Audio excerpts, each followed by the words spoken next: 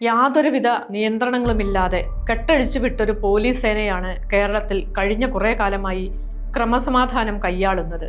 കുറ്റ്യാടിയിൽ നിന്ന് കേൾക്കുന്ന പോലീസ് ആക്രോശവും അതിൻ്റെ തുടർച്ചയായി തന്നെ വേണം കാണാൻ. 20 ദിവസം മുമ്പ് മാത്രം പ്രസവിച്ച സ്ത്രീയോട് ഞങ്ങൾ നിന്റെ അടിപ്പാവാട വരെ തപ്പും എന്ന് പറഞ്ഞ പോലീസ് ഉദ്യോഗസ്ഥർ ആരായാലും അവർക്കെതിരെ ശക്തമായ നടപടി കൈക്കൊള്ളാൻ അധികൃതർ തയ്യാറാവണം. ഇതല്ല ജനമൈത്രി പോലീസ്. ഇത് ജനവിരുദ്ധ പോലീസാണ്, സ്ത്രീവിരുദ്ധ പോലീസാണ്, ശിശുക്കളെ പോലും ദ്രോഹിക്കുന്നവരാണ്. കുറ്റ്യാടിയിൽ വ്യത്യസ്തമായ 2 സംഭവങ്ങളിൽ പോലീസ് പുലർത്തുന്ന നിലപാടുകളാണ് ഇവിടെ പരിശോധിക്കുന്നത്.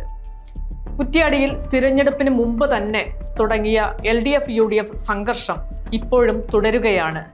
തിരുവള്ളൂർ ചാനിയങ്കടവിൽ നടന്ന UDF-LDF സംഘർഷത്തിൽ ഉൾപ്പെട്ടുവെന്ന് പോലീസ് കരുതുന്നയാളാണ് UDF പ്രവർത്തകനായ സിദ്ദിഖിനെ പിടികൂടാൻ കഴിയാത്തതിന്റെ പേരിലാണ് അദ്ദേഹത്തിന്റെ വീട്ടിൽ കഴിഞ്ഞ 2-3 ദിവസമായി പോലീസ് നിരന്തരം ശല്യം ചെയ്തുകൊണ്ടിരിക്കുന്നത്.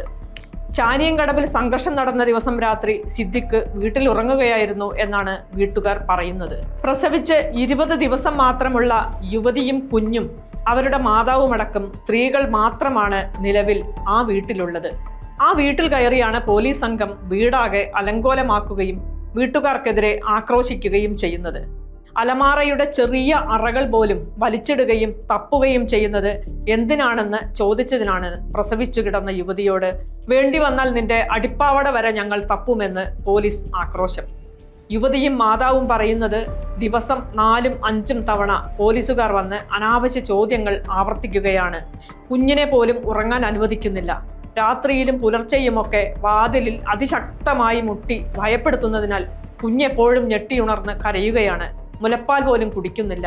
പ്രസവിച്ചു കിടക്കുന്ന സ്ത്രീയുടെയും 20 ദിവസം മാത്രം പ്രായമുള്ള കുഞ്ഞിൻ്റെയും ആരോഗ്യത്തെ ഇത് വളരെ മോശമായി ബാധിക്കുന്നുണ്ട് എന്നും യുവതിയുടെ മാതാവ് പറയുന്നു.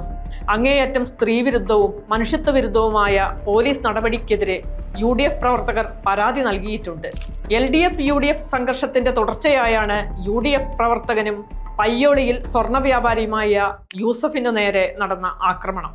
അദ്ദേഹം വധശ്രമത്തിൽ നിന്ന് രക്ഷപ്പെട്ട് ചികിത്സയിൽ കഴിയുകയാണ്. കഴിഞ്ഞ ഞായറാഴ്ചയാണ് സംഭവം. യൂസഫ് പറയുന്നത് ഇങ്ങനെയാണ്: അക്ഷയ തൃതീയ ആയതിനാൽ ഞായറാഴ്ചയായിട്ടും കടയുണ്ടായിരുന്നു. ഷോപ്പ് ക്ലോസ് ചെയ്തതിനു ശേഷം കസിന്റെ വിവാഹത്തിനും പോവേണ്ടി വന്നു. അത് കഴിഞ്ഞ് തിരിച്ച് വീട്ടിലേക്ക് മടങ്ങുന്ന വഴിയാണ് ആക്രമണം. കുണ്ടാറ്റിലിട എന്ന സ്ഥലത്തെത്തിയപ്പോൾ 10ഓളം ആൾക്കാർ മറഞ്ഞിരുന്ന് യൂസഫിനു നേരെ ചാടി വീഴുകയായിരുന്നു. ആദ്യം ബൈക്കിന് വാളുകൊണ്ട് വെട്ടി, വണ്ടിയുടെ ലൈറ്റ് തകർത്തു.